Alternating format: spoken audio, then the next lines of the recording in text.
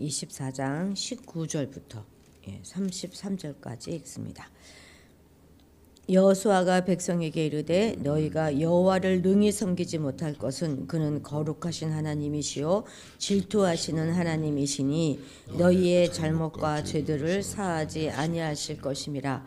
만일 너희가 여호와를 버리고 이방 신들을 섬기면 너희에게 복을 내리신 후에라도 돌이켜 너희에게 재앙을 내리시고 너희를 멸하시리라 하니 백성이 여호수아에게 말하되 아니니이다 우리가 여호와를 섬기겠나이다 하는지라.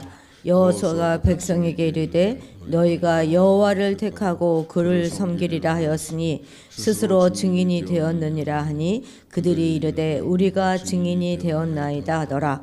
여호수아가 이르되 그러면 이제 너희 중에 있는 이방 신들을 치워버리고 너희의 마음을 이스라엘의 하나님 여호와께로 향하라 하니 백성이 여호수아에게 말하되 우리 하나님 여호와를 우리가 섬기고 그의 목소리를 우리가 청종하리이다 하는지라.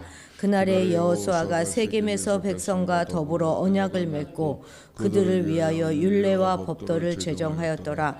여호수아가 이 모든 말씀을 하나님의 율법책에 기록하고 큰 돌을 가져다가 거기 여호와의 성소의 곁에 있는 상수리 나무 아래에 세우고 모든 백성에게 이르되 보라 이 돌이 우리에게 증거가 되리니 이는 여호와께서 우리에게 하신 모든 말씀을 이 돌이 들었음이니라. 그런즉 너희가 너희 하나님을 부인하지 못하도록 이 돌이 증거가 되리라 하고 백성을 보내어 각기 기업으로 돌아가게 하였더라. 이일 후에 여호와의 종 눈의 아들 여호수아가 110세의 죽음에 그들이 그를 그의 기업의 경내 딥나세라에 장사하였으니 딥나세라는 에브라임 산지 가하스의 산 북쪽이었더라. 이스라엘이 여호수아가 사는 날 동안과 여호수아 뒤에 생존한 장로들 곧 여호와께서 이스라엘을 위하여 행하신 모든 일을 아는 자들이 사는 날 동안 여호와를 섬겼더라. 또 이스라엘 자손이 애굽에서 가져온 요셉의 뼈를 세겜에 장사하였으니 이것은 야곱이 100크시타를 주고 세겜의 아버지 하몰의 자손들에게서 단 밭이라. 그것이 요셉 자손의 기업이 되었더라. 아론의 아들 엘르아살도 죽음에 그들이 그를 그의 아들 비느하스가 에브라임 산지에서 받은 산에 장사하였더라. 아멘. 진짜로 오늘은 이제 여호수아의 맨 마지막 부분이죠.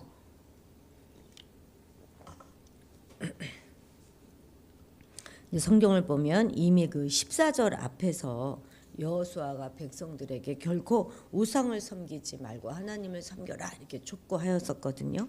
그리고 지금 그것에 대해서 백성들은 대답하였습니다. 우리가 결단코 여호와를 버리고 다른 신을 섬기지 않을 것입니다. 이렇게 결단하였는데 그런데 바로 이어서 지금 또 19절에서 다시 한번 여호수아는 촉구하죠. 그리고 뿐만 아니라 그 다음에 22절에 다시 한번 너희가 여호와를 택하고 그를 섬기라 이렇게 말하고 또 백성들이 그렇게 우리가 하겠습니다 이렇게 또 대답합니다. 그런데 왜 이렇게 좀 재차 백성들의 다짐을 받고 있는 것일까요? 그것은 이스라엘 백성들이 가나안 땅을 살아갈 때 이방 문화와 우상 숭배, 우상 그런 유혹에 대해서 순간적이고 감정적인 결단이 아니라 아주 계속적이고 의지적인 그런 결단이 있어야만 한다 하는 것을 강조하기 위해서입니다. 이것은 가나안 땅처럼 영적으로 아주 혼란한 이 세상을 살아가는 우리 성도에게 있어서도 동일합니다. 한 번의 결단은 정말 부족하지 않습니까? 우리가 방금 결단하고 그리고 예배당 떠나자마자 또 이렇게 넘어질 수 있는 것이 바로 우리가 아니겠습니까? 그래서 우리도 살아가면서 이 여호수아의 계속되는 그 결단의 촉구들을 기억하고 우리도 날마다 그냥 시간마다 또 결단하고 결단해야 하겠습니다. 그리고 우리가 우리 자신을 잘 추슬러서 그런 믿음이 약하여지지 않도록 항상 하나님의 진리 가운데 우리가 거하도록 힘써야 하겠습니다. 자, 19절 같이 읽겠습니다. 그러므로 이제는 여호와를 경외하며 19절이군요. 제가 14절 읽었습니다. 여호수아가 백성에게 이르되 너희가 여호와를 능히 섬기지 못할 것은 그는 거룩하신 하나님이요 질투하시는 하나님이시니 너희의 잘못과 죄들을 사하지 아니하실 것이니라. 아멘. 여호수아는 놀랍게도 이스라엘 백성을 향하여 뭐라고 말하고 있습니까? 그들이 능히 하나님을 섬기지 못할 것이다 이렇게 말하고 있습니다. 그래서 혹자는 이 말이 구약 성경 가운데서 가장 참혹한 말이다, 가장 충격적인 말이다 이렇게 이야기하시는 분들도 있습니다. 그런데 이것은 오히려 이스라엘 백성들에게 더욱더 하나님을 향하여서 아주 헌신을 결단하라 하는 그런 역설적인 표현이 되는 것이죠. 지금 여호수아는 그만큼 여호와 하나님을 섬기는 것이 쉬운 일이 아니다 하는 것을 강조하고 있는 것입니다. 그런데 왜 이렇게 여호와를 섬기는 일이 어렵습니까? 그것은 하나님이 질투하시는 분이시고 거룩하신 분이시기 때문에 그렇습니다. 거룩하신 하나님은 절대 죄와 그리고 그 죄와 부정과는 함께 하실 수 없는 분이세요. 그래서 이스라엘 백성이 하나님을 섬기기 위해서는 이 죄와 부정을 전부 멀리해야 하는 것이죠. 그런데 우리 인간은 어떻습니까? 이렇게 우리의 인간의 힘으로는 죄와 부정을 멀리하고 살아갈 수가 없어요. 우리의 인간의 힘으로는 도대체 이것이 가능한 일이 아니기 때문에 하나님을 섬기는 그 일은 우리 인간의 힘만으로는 도저히 가능하지 않은 것이죠. 질투하시는 하나님 이 표현은 또한 우리가 문맥적인 그런 하나님의 그런 언약적인 그런 문맥에서 이해해야 하는 그런 표현입니다. 이스라엘은 언약을 통해서 하나님의 신부가 되었습니다. 그리고 신부가 된 이스라엘은 반드시 우리의 신랑 되시는 하나님만을 사랑해야 되는 그런 의무를 가지게 된 것입니다. 그래서 이제 다른 신을 섬기면 안 돼요. 하나님의 질투하심은 그의 백성에 대해 아주 크나큰 사랑의 또 다른 표현입니다. 만약 이스라엘이 야훼 하나님을 버리고 다른 신을 섬기게 되면 그들에게는 언약적인 저주가 임하게 되는 것이죠. 자, 20절 같이 읽어봅시다. 자, 어떻게 된다고 합니까? 만일 너희가 여호와를 버리고 이방 신들을 섬기면 너희에게 복을 내리신 후에라도 돌이켜 너희에게 재앙을 내리시고 너희를 멸하시리라 하니. 아멘. 하나님께서는 언제나 당신의 자녀들에게 가장 좋은 것으로 채워주시기를 기뻐하시는 분이십니다. 그런데 지금 여호수아는 복 주시는 하나님에 대하여 인정하고 있으면서도 불구하고 동시에 이스라엘 백성들이 우상을 섬기게 되면 그 복이 변하여 화가 될 것이다 이렇게 경고하고 있는 것이죠. 이만큼 우상 숭배는 하나님의 복까지도 진노로 바꿀 만큼 하나님께서 가장 싫어하시는 것입니다. 그래서 성경은 하나님을 생명과 복의 근원으로 제시하는 반면에 우상에 대해서는 저주와 사망과 화의 근원으로 말하고 있는 것이죠. 우리는 반드시 명심해야 합니다. 우리 가운데 우상을 제거하지 않고 우상 숭배에 빠지게 될 때 우리는 하나님의 자녀로서 반드시 누릴 수 있는 그 복을 누리지 못할 뿐만 아니라 오히려 우리의 인생은 하나님의 진노 아래에 놓이게 될 것입니다. 이스라엘의 굳은 결심을 확인한 여호수아는 이제 그들을 언약 체결의 자리로 초대합니다. 야훼의 백성, 야훼의 언약 백성이 되기 위해서 이스라엘 백성들이 해야 될 일이 있는데 그것은 그들 마음, 그들 가운데 있는 이방 신들을 다 치워버리고 마음을 하나님께로 향하게 하는 그것입니다. 자, 23절, 24절 같이 읽겠습니다. 여호수아가 이르되 그러면 이제 너희 중에 있는 이방 신들을 치워버리고 너희 마음을 이스라엘의 하나님 여호와께로 향하게 하라 하니 백성이 여호수아에게 말하되 우리 하나님 여호와를 우리가 섬기고 그의 목소리를 우리가 청종하리이다 하는지라. 아멘. 이방신을 제거하는 것 그것이 야훼 하나님을 섬기기 위한 전제 조건이 되는 것입니다. 이스라엘 가운데 이방신을 제거하는 그것이 언약 체결을 위한 외적인 준비라면 또 그들의 마음을 여호와께로 향하게 하는 것 그것이 바로 내적인 준비가 되는 것입니다. 그런데 너희 가운데 이방신을 치워버려라 하는 이 여호수아의 명령은요, 이미 이스라엘 가운데 신앙적인 회의가 생겼을 가능성을 우리에게 짐작하게 해주는 것이죠. 그래서 이렇게 여러 번 결단을 촉구했을 것입니다. 이미 그것이 시작된 일이라. 이스라엘 백성들 가운데서는 하나님과 더불어서 가나안에 있는 우상의 신, 이방 신들을 섬기고자 하는 유혹이 있었던 것 같습니다. 그런데 여호수아의 어조는 너무나 분명해요. 하나님과 이방 신을 겸하여 섬길 수 없다, 이렇게 분명히 말하고 있습니다. 지금 이 상황이 여호수아가 막 운명하기 직전이다, 막 죽음을 눈앞에 두고 있는 상황이다 하는 것을 우리가 생각해 본다면, 내가 이 결단을 너희에게 확실하게 듣지 않고는 내가 도저히 눈을 감을 수 없다 하는 그런 아주 그런 각오 아래 여호수아가 있구나 하는 것을 우리에게 느끼게 해줍니다. 너희의 마음을 이스라엘의 하나님 여호와께로 향하라 하는 이 말은 우리의 마음이 우상 숭배와 연관이 있다는 것을 우리가 강조해 주는 것이죠. 그러니까 우상 숭배는 외적인 행동에 국한된 게 아니라는 거예요. 그 마음의 문제다 하는 이야기인 것입니다. 사람이 마음에 무엇을 품고 있는가 하는 것이 생각과 행동을 결정하는 중요한 요인이 되지 않습니까? 고대인들은 뭐 전쟁의 신, 공포의 신, 질병의 신 이런 것들의 모양을 그런 모양이 없잖아요. 근데도 그런 것들을 모양을 만들어 놓고 섬겼단 말이죠. 그것은 자기들의 마음 속에 있는 그것을 형상화시킨 것에 불과한 것입니다. 이런 의미에서 본다면 우리 현대인들이 그 마음에 하나님보다 더 사랑하고 막 허리를 굽혀서까지도 경배하고 있는 돈이라든지 권력이라든지 쾌락, 뭐 이런 지혜 이런 것도 얼마든지 우리에게 우상이 될 수 있는 것입니다. 죄악으로 인해 부패한 우리의 심성은요, 하나님의 거룩함을 담아두기보다는 오히려 부패한 우상을 선택하기가 훨씬 더 쉽습니다. 성경은 탐심 역사 역시도 우상 숭배다 이렇게 확실하게 지적하고 있지 않습니까? 탐심으로 우리는 얼마나 부패되어져 있습니까?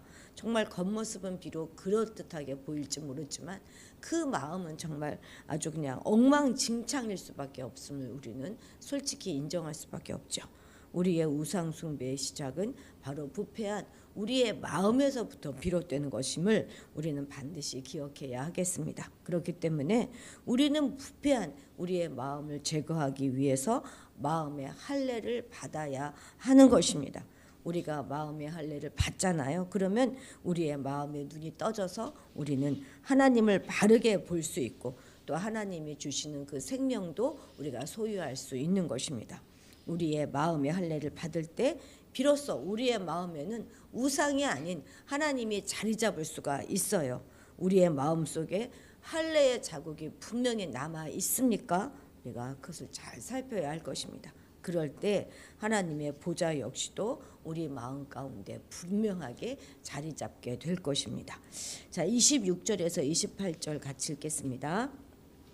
여호수아가 이 모든 말씀을 하나님의 율법책에 기록하고 큰 돌을 가져다가 거기 여호와의 성소 곁에 있는 상수리 나무 아래에 세우고 모든 백성에게 이르되 보라, 이 돌이 우리에게 증거가 되리니 이는 여호와께서 우리에게 하신 모든 말씀을 이 돌이 들었음이니라. 그런즉 너희가 너희 하나님을 부인하지 못하도록 이 돌이 증거가 되리라 하고 백성을 보내어 각기 기업으로 돌아가게 하였더라. 아멘.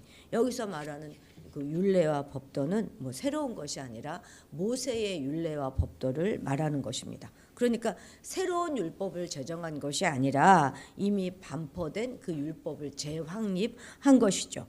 시내산 언약은 출애굽 세대가 야훼 하나님과 맺은 언약이라면 지금 이 세겜 언약은 가나안 정복 시대가 야훼 하나님과 맺은 그런 언약입니다. 그러니까 그 내용은 모세 언약으로 동일한 것이죠. 그런 의미에서 세겜 언약은 그 시내산 언약의 재갱신이다 하는 이렇게 볼 수 있는 것입니다. 고대 근동 조약은요, 그 조약에 참여한 나라의 신들을 증인으로 세웠습니다. 그렇지만 이스라엘에서는 다른 신들의 존재를 인정하지 않잖아요. 그렇기 때문에 신들이 아닌 자연물, 예를 들어서 뭐 하늘이라든지 땅이라든지 큰 돌들에게 증인의 역할을 하도록 하는 것입니다. 상수리 나무는 어떤 나무입니까? 고대 세계에서는 아주 성스러운 나무로 인정되는 그런 나무였고, 족장들의 이야기 가운데서는 종종 신들의 현현 가운데 등장하는 그런 나무이지 않습니까? 그래서 그 상수리 나무 아래에 율법책을 기록한 그 돌을 세우고 그들의 고백을 이 돌이 들었다 이렇게 말하는 것은 돌에 새긴 언약이 아주 영원하듯이 그들의 약속도 변함없고 흔들림이 없는 약속이다 하는 것을 뜻하는 것입니다. 자, 29절에서 30절 이제 우리 같이 읽겠습니다. 이일 후에 여호와의 종 눈의 아들 여호수아가 110세의 죽음에 그들이 그를 그의 기업의 경내 딥나세라의 장사였으니 딥나세레는 에브라임 산지 가스산 북쪽이었더라. 두 절만 읽죠. 29절부터 마지막 33절까지는 여호수아의 부록처럼 되어 있는 그런 단락인데요. 이 단락에서는 세 가지 사건을 얘기합니다. 첫째는 여호수아의 죽음, 둘째는 요셉의 장례, 요셉의 매장한 거, 그리고 엘르아살의 죽음, 요 세 가지가 나옵니다. 먼저는 이제 여호수아의 죽음이 29절에서 31절까지 나오는데요. 여호수아는 몇 살에 110세의 그 생을 마감합니다. 모세의 시종으로 시작했던 여호수아가 이제 여호와의 종이라고 하는 호칭을 부여받게 되는 거예요. 사실 여호수아의 서에서는요, 내내 모세를 향하여 여호와의 종이다 이러는 호칭이 사용되고 있었습니다. 그런데 여호수아가 이제 자기 사명을 다 마치고 이제 모세처럼 여호와의 종의 반열에 들어가게 된 것입니다. 여호수아는 이스라엘에게 있어서는요, 살아있는 여호와의 말씀 그 자체였습니다. 여호수아는 여러 가지 면에서 모세와 아주 유사한 모습을 보여주었는데요. 백성들을 이끌고 강을 건넜고 또 여호와의 사자를 만나는 체험을 하였고 제단을 쌓았고 또 이도 고별 설교를 하였잖아요. 그리고 언약을 세웠고 그리고 여호와의 종이라는 호칭을 받습니다. 그러니까 여호수아는 모세와 같은 그런 선지자인 셈인 것이죠. 그런데 이제 31절에 보면 이스라엘 백성들이 그와 함께 했던 장로가 생전하는 동안 하나님을 잘 섬겼다 하는 이 말은 여호수아의 역할을 칭송하는 그런 의미도 되겠지만 이제 여호수아 이 시대 그 이후에는 이스라엘이 타락을 하게 된다 하는 것을 암시하는 그런 말이기도 합니다. 자, 먼저 33절부터 같이 읽읍시다. 아론의 아들 엘르아살도 죽음에 그들이 그를 그의 아들 비느하스가 에브라임 산지에서 받은 산에 장사하였더라. 아멘. 여호수아가 땅 정복의 주역이라고 하면 이 엘르아살은 땅 분배의 주역입니다. 여호수아가 모세의 후계자이고 선지자의 모델이다 이렇게 말할 수 있다면 엘르아살은 아론의 후예이고 그리고 제사장의 모델이 되는 인물입니다. 이 두 사람은 각각 선지자와 제사장의 그런 자리에서 아름다운 동역의 관계를 맺었던 그런 인물들이죠. 이런 면에서 여호수아서가 이제 마감하면서 이 책을 마감하면서 땅 정복과 땅 분배의 주역인 두 사람을 나란히 위치하고 있는 것은 특별한 의미가 있다고 하겠습니다. 32절 같이 읽습니다. 또 이스라엘 자손이 애굽에서 가져온 요셉의 뼈를 세겜에 장사하였으니 이것은 야곱이 100크시타를 주고 세겜의 아버지 하몰의 자손들에게서 산 밭이라. 그것이 요셉 자손의 기업이 되었더라. 아멘. 요셉은 어디서 죽었습니까? 애굽에서 죽었지만 그가 죽을 때 자신의 그런 유고를 약속의 땅에 묻어달라 이렇게 유언을 했지 않습니까? 그래서 이스라엘 백성들은 출애굽할 때 그 요셉의 유고를 가지고 나왔고 광야 40년을 지내는 동안 또 이 가나안을 정복하고 또 그 땅을 다 분배하는 것을 다 마칠 때까지 매장되지 않은 채로 있다가 이제 요셉의 바램대로 약속의 땅에 묻히게 된 것입니다. 요셉은 하나님께서 그 약속하신 땅을 반드시 주실 것이다. 그것을 차지하게 될 것이다 하는 그것을 의심치 않았어요. 그리고 그의 이스라엘 백성들은 요셉의 유언을 아주 신실하게 잘 지킨 것입니다. 그 조상의 그 후손들이죠. 요셉의 이 믿음을 본받게 하려는 것이 여호수아의 마음이고, 또한 그 하나님이 얼마나 이러한 믿음의 대상이 되는 분인가 하는 것을 보여주고 있는 것이죠. 우리에게는 이렇게 시간을 가로질러 전수되는 믿음과 또한 그 증거가 우리에게 살아 있습니까? 우리 자녀들에게 어떻게 우리는 믿을 만한 하나님을 드러내면서 날마다 살아가고 있는가 하는 것들을 점검해 보는 하루가 되었으면 좋겠습니다. 기도하시겠습니다. 가나안 땅처럼 아주 영적으로 혼란한 그런 세상 가운데 살아가는 우리들이오니 순간순간 하나님만 따르겠다고 재차 결단함으로 늘 진리 안에 살아가는 우리가 되게 도와주옵소서. 우상 숭배는 바로 우리 부패한 마음에서부터 시작되는 것을 잊지 않게 하셔서 날마다 마음의 할례를 받음으로 부패한 마음을 제거할 수 있게 도와주시고 우리 마음이 늘 하나님을 향할 수 있도록 이끌어 주옵소서. 죽음은 그 누구도 피할 수 없는 현실일진데 주어진 모든 시간 가운데 최선을 다하고 사명을 감당하여 살아가게 하셔서 마지막 날 우리도 여호와의 종이다 하는 호칭을 들을 수 있게 하시고, 또한 그 믿음을 우리 자녀들에게 잘 전수하여 대를 이어가며 신앙을 물려주기 위해 우리의 모든 신간이 믿음의 증거가 되는 그런 삶을 살아갈 수 있도록 도와주옵소서. 감사드리며 예수님의 이름으로 기도드렸습니다. 아멘. 아멘. 예. 오늘은 주위에 있는 이웃과 친들을 위해서 기도하시고 우리 나라를 위하여 기도해야 하겠습니다. 우리 겨울 수련회를 위해서 기도해 주시고 또 그리고 주일 예배를 위해서도 기도해 주시기 바랍니다. 오늘 우리 정순임 집사님 퇴원하시는데 건강과 회복 잘 이룰 수 있도록 기도해 주십시오. 다 같이